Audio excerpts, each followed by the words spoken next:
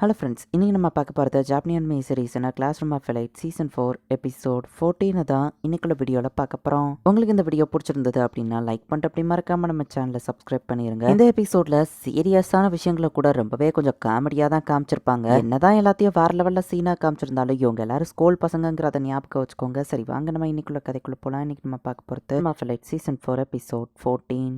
நாகமா குரூப்பை சேர்ந்த கிரியாமாவை தான் காமிக்கிறாங்க. லேட்லி நம்ம குரூப் ஸ்ட்ரகிள் ஆக ஆரம்பிச்சிட்டோம். பாயிண்ட்ஸையோ கலெக்ட் பண்ண முடியல. அதுக்கு காரணம் அந்த கோயஞ்சி தான். இப்படியா விட்டா அவன் ஃபர்ஸ்ட் பிளேஸ் வந்துடுவான். அவனை எப்படியாச்சும் ஸ்டாப் பண்ணோம் அப்படின்னு சொல்லி இவங்க யோசிக்கிறாங்க. கோயஞ்சி தனி ஒருத்தன் தான். அவனை பார்த்து நம்ம பயப்படுமான்னு இன்னொருத்தன் கேட்கறான். தடுக்க வேண்டியது நாகமாவோட ஆர்டர்ஸ், நம்ம அதை ஃபாலோ பண்ணி தான் ஆகணும் அப்படின்னு கிரியாமா சொல்றான். கோயஞ்சியை தான் இவங்க ஃபாலோ பண்ணிட்டு இருக்காங்க. அடுத்ததா அவன் ஏதாச்சும் சேலஞ்சில் போய் கலந்துக்கிட்டா அதுல இவங்களும் போய் கலந்துக்கிட்டா அவனை தோக்கடிக்கலாம் ட்ரை பண்றாங்க. எதுக்காக என்ன ஃபாலோ பண்ணி இத்தனை பேர் வர்றீங்கன்னு தெரிஞ்சுக்கலாமான்னு கோயஞ்சி கேட்கவும், இன்னைக்கு நீ எந்த சேலஞ்சிலையும் கலந்துக்கிடாம ஒரே இடத்துல இருக்கிறது தான் உனக்கு நல்லதுன்னு கிரியாமா மிரட்ட. நான் எதுக்கு அப்படி பண்ணணும்னு கேட்டா ஸ்டூடெண்ட் கவுன்சில் பிரசிடென்ட் நாகமாவை பக்கத்து கூட உனக்கு வெறுப்பா இருக்காதுன்னு நினைக்கிறேன்னு சொல்லவும், அப்புறம் பார்க்கலாம் கோயஞ்சி அசால்ட்டா மலை ஜம்ப் பண்ணி போயிரு. மேல ஏதாச்சும் அவன் சேலஞ்சில் கலந்துக்கிட்டா டக்குன்னு போய் நம்ம அதை டிஸ்டர்ப் பண்ணிடலாம் அப்படின்னு சொல்லி அவனையும் ஃபாலோ பண்றாங்க. கிட்ட இருந்து ஓடி ஓடி உனக்கு டயர்ட் ஆயிதுன்னு ரெஸ்ட் எடுத்துட்டு இருக்க, இப்படியே இந்த இடத்துலயே படுத்துக்கோ, அதான் உனக்கு நல்லதுன்னு சொல்லவும், கோயஞ்சி இப்ப எந்திரிச்சு நின்று எனக்கு ஒரு நாளைக்கு மொத்தமே 2 மணி நேரம் ரெஸ்டே போதுமானது அப்படின்னு கோயஞ்சி சொல்லவும், ஸோ அப்படின்னா இவன் ஒரு ஷார்ட் ஸ்லீப்பரா அப்படின்னு சொல்லி கிரியாமா யோசிக்க. ஷார்ட் ஸ்லீப்பரா இருக்கிறவங்க கொஞ்ச நேரம் தூங்கினாலே அவங்களோட ஃபுல் ஸ்டாமினா ஸ்ட்ரென்த்துக்கு திரும்ப வந்துருவாங்க. கோயஞ்சிக்கு அதுக்கு அடுத்தது ரெஸ்டே தேவையில்ல. அவசரப்பட்டு அவனை ஃபாலோ பண்ணி போகாத, நம்ம பிளானை மாத்துவோன்னு கிரியாமா சொல்றான். பட் கூட இருக்கிறவன் கொஞ்சம் கடுப்பாகிறான். ஒரு விளிம்புல கோயஞ்சி அசால்ட்டா நடந்து போறான். பட் ஃபாலோ பண்ணி போற தேர்ட் இயர்ஸ் பயந்து போறான். அவன் ஓடுறான், நீயும் அவசரப்படாத அப்படின்னு கிரியாமா சொன்னா. கூட இருக்கிற ஸ்டூடெண்ட் அதை கேட்க மாட்டேங்கிறான். இதுக்கு மேல நீ ஓடுறதுக்கு இடம் இல்லடா, நீ வசமா மாட்டிக்கிட்ட அப்படின்னு ஒரு ஸ்டூடெண்ட் சொன்னா. அவசரப்பட்டு எதுவும் பண்ணாத அப்படின்னு கிரியாமா சொல்றான். நாகமோ தானே 2 நாளைக்கு இவனை தடுக்க சொன்னா, என் வழியில நான் அதை பண்ணிட்டு போறேன் அப்படின்னு சொல்லி அந்த ஸ்டூடெண்ட் வந்து கிரியாமா பேச்ச கேட்க மாட்டேங்கிறான். ஸோ இப்படியே இவங்க குரூப்புக்குள்ளேயே சண்டை வருது.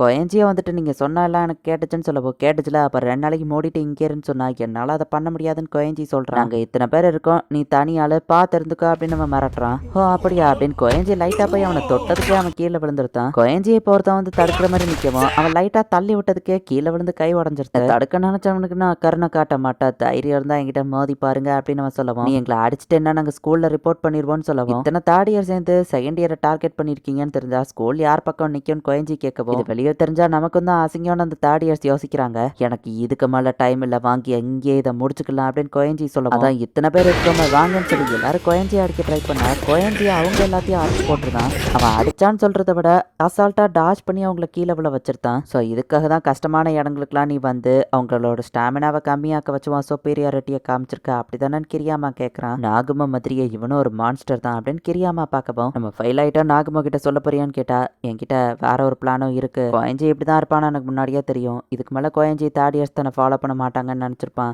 ஸோ இந்த கேப்ல அவனை அட்டாக் பண்றதுதான் சரியா இருக்கும் அப்படின்னு கிரியாமா எதையோ யோசிக்கிறான். நம்ம ஹீரோ இப்போ ரீவன் கிளாஸ்ல இருக்கிற அந்த பொண்ணை மீட் பண்றான். இன்னும் இந்த எக்ஸாம் முடிய 3 நாள் தான் இருக்குல்ல. என்னவா நம்ம ஹீரோட்ட பேசிட்டு இருக்கும்போது ஈச்சிசாகி நம்ம ஹீரோவை பார்க்க வரான். அயனு கோச்சி நீ இங்க வந்திருக்கியா அப்படின்னு சொல்லி அவன் நம்ம ஹீரோவை ரொம்ப ஹாப்பியா வெல்கம் பண்ணுவோம். மற்றவங்களும் நம்ம ஹீரோவை வெல்கம் பண்றாங்க. இவங்க கூடயே டென்ட்டை போட்டு நம்ம ஹீரோ தாங்குறான். நானும் சீக்கிரட்டா நம்ம ஹீரோட்ட வந்து இந்த எக்ஸாம்ல இருந்து உங்களை வெளியே அனுப்ப ஒரு பெரிய பிளான் போய்கிட்டு இருக்கு அப்படின்னு அவ சொல்றா. இப்போ 2 நாளைக்கு முன்னாடி நடந்த பிளாஷ்பேக் காமிக்கிறாங்க.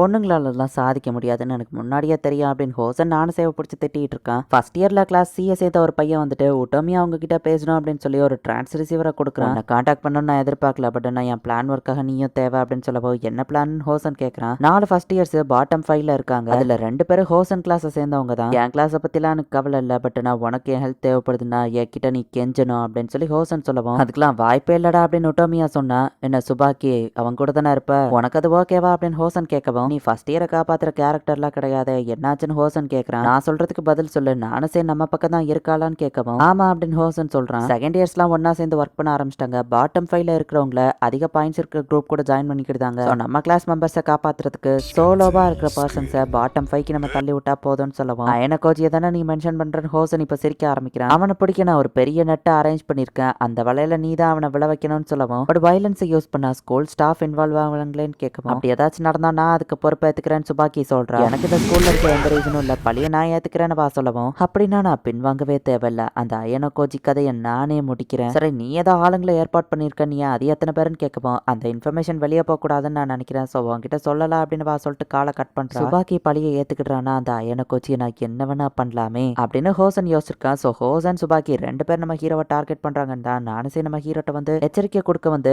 ஹோசனை வேணா நான் தடுக்கிறேன் அப்படின்னு நானசே சொல்லவும் இவன் மேல அவங்களுக்கு நம்பிக்கை போயிட்டா இவ்வளவு எனக்கு யூஸ் இருக்காது. ஸோ நீ எதுவும் பண்ண வேணா நம்ம ஹீரோ சொல்லி விட்டுருந்தான். அண்ட் இதால நம்ம ஹீரோவோட பிளானும் பெருசா எதுவும் சேஞ்ச் ஆக போறது இல்ல. அயனகோச்சி நீ ஏன் இந்த எக்ஸாம்ல தனியா கலந்துக்கிட்டான் ரியவன் கிளாஸ் பொண்ணு கேட்கவும் அப்பதான் ஃப்ரீடம் அண்ட் ஃபிளெக்சிபிலிட்டி இருக்கும் நம்ம ஹீரோ சொல்றான். ஒரு கிட்டா ஈபுக்கி மாதிரிலாம் என்னால கண்டிப்பா அதை தனியா பண்ணிருக்க முடியாதுன்னு வா சொல்லவும் 2 பேரும் இவ்வளோ க்ளோஸா இருந்தா டேட்டிங் பண்ண ஆரம்பிக்க வேண்டியது என்னன்னு ஈச்சிசாக்கி இவங்களை கலாய்க்கிறான். அவன் கேர்ள் ஃப்ரெண்ட் பிடிச்சா அவனை அடிக்கிறா. ஸோ நம்ம ஹீரோக்கு வேற லொகேஷன் அவங்களுக்கு வேற லொகேஷன். ஸோ இவங்க பிரியறதுக்கான டைம் வந்துருச்சு. இப்போ 13வது நாள் காமிக்கிறாங்க. பேலன்ஸ்னு ஒரு நாள் எக்ஸாம் தான் இருக்கு.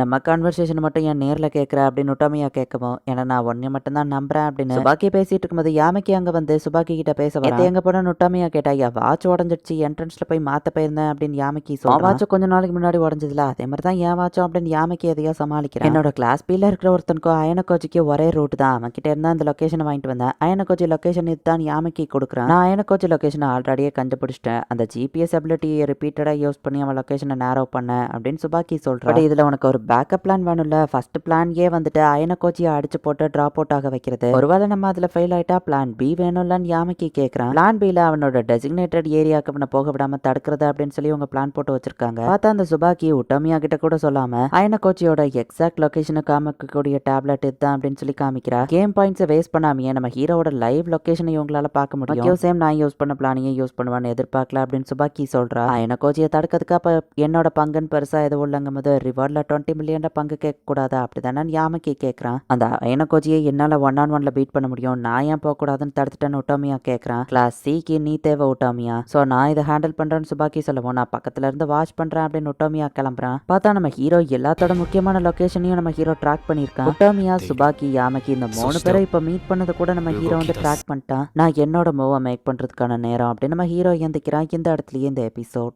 முடியுது. ஸோ இந்த ஐலாண்ட் எக்ஸாமே இன்னும் ஒரு நாள்ல முடிய போகுது. கடைசி நாள்ல தான் நிறைய பேர் சேர்ந்து நம்ம ஹீரோவை டார்கெட் பண்ணிட்டு இருக்காங்க. இந்த ஐலாண்ட் எக்ஸாமோட முடிவு எப்படி இருக்க போகுது அப்படிங்கறத நெக்ஸ்ட் எபிசோட் பார்த்து தெரிஞ்சுக்கோங்க. தேங்க்யூ ஃபார் வாட்சிங்.